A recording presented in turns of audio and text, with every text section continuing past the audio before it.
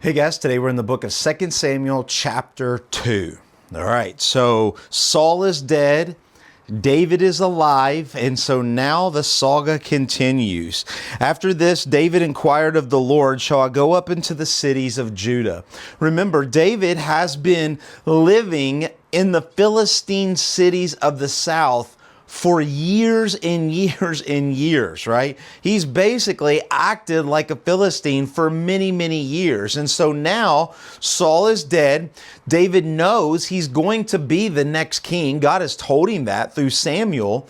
And so he says, well, what should I do, Lord? Should I go up into Israel? Should I go to Judah? And the Lord goes, duh. Yeah, absolutely. Go up into the cities of Judah. And that's exactly what he does. And so he goes up, takes his family, takes the mighty one with him. And the men of Judah came, and there they anointed David king over the house of Judah. Notice what happens. The men of Judah came. That word men or elders or leaders or the old men, they came to David. David did not seize the throne. David did not see this to say, hey, I'm going to be the new king. Absolutely. Honestly, the opposite. David just goes into Judah and word spreads that David is there. And so the elders come and they make him king. Notice what it says, over Judah. Not over all of Israel, but over Judah. Remember, Israel is 12 tribes, right? And so Judah makes him the king over Judah, but not the other 11. And so they do all this. They bless him. And then what happens? Like anything, a little war has to take place. And there's actually a lot of war that's going to be taking place in the next couple chapters. But we see this guy named Abner, okay? Abner, we've already seen him before, but he's the son of Ner, the commander of Saul's army. He was the general of Saul's army. He's actually the cousin of Saul, but he has been the leader since Saul has been king. So he comes and he takes this guy named Ishbosheth, okay? Ishbosheth. It's a beautiful name. You should name your kids that. Ishbosheth, right? And notice it says the son of Saul. Ishbosheth, the son of Saul. Now, we know the sons of Saul. We've read about them in 1 Samuel. They died in the last book or the last chapter of 1 Samuel chapter 1. We have never heard about Ishbosheth. Who is he? Why is he the son of Saul? Well, one of two things. One is he's the son of a concubine, of a sex slave. Two, he's an illegitimate child, right? The king can have sex with whoever he wants. And so kings had lots of kids, but only the ones through their wives counted for gaining the throne, okay? So probably Ishbosheth is a son of Saul, but he's an illegitimate son, a son of a slave or something of that nature, right?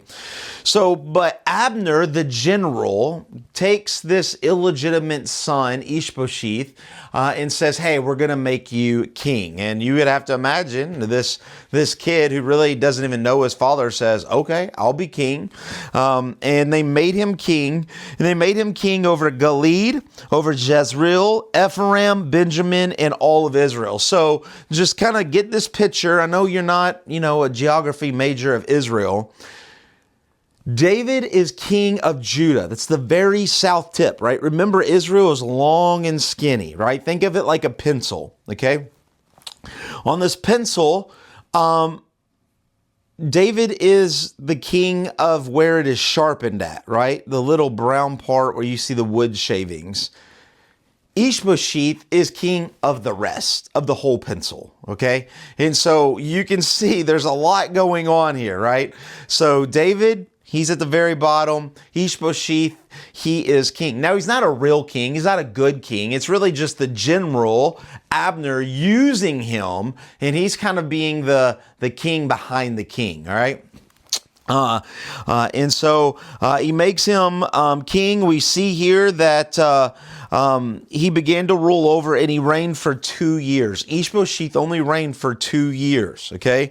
And we see that David ruled Judah for 7 years and 6 months. And so the timetables kind of get weird, okay? But I'm going to help you understand it here. every tribe, okay, could make their own selection, right? Remember, there's only been one king of Israel, and that was Saul, and he was terrible, right? So Judah has had David as their king for 7 years and 6 months. The rest of Israel had 2. And so what happens? Well, you're about to read some little stories that happens in those 2 years.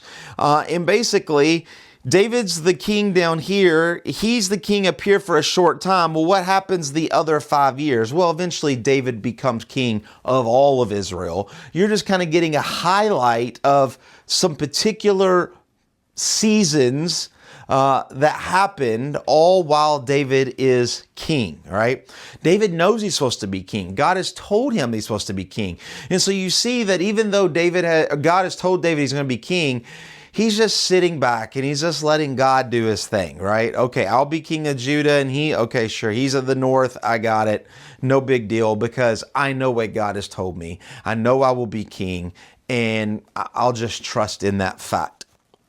And so what happens? The rest of the chapter is about a battle. It's setting up a little history, a little motive as we continue to read of some more wars.